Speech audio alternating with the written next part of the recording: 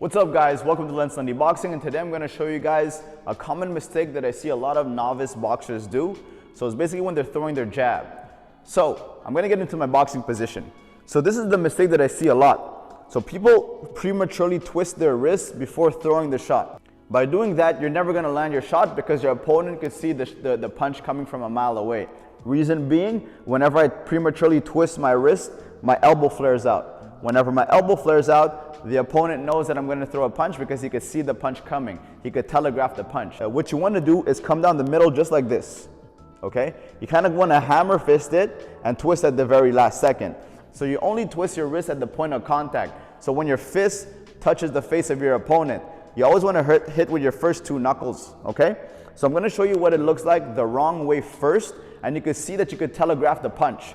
So it looks like this.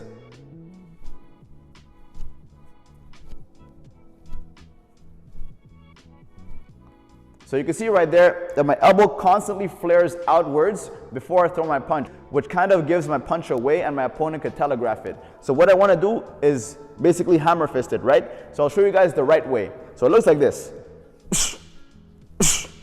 I'll show you guys in slow-mo. I twist at the very end. Now fast.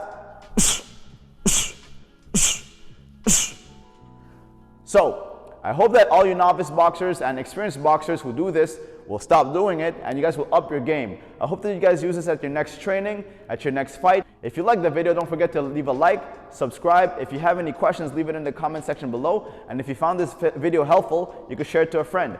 Peace out.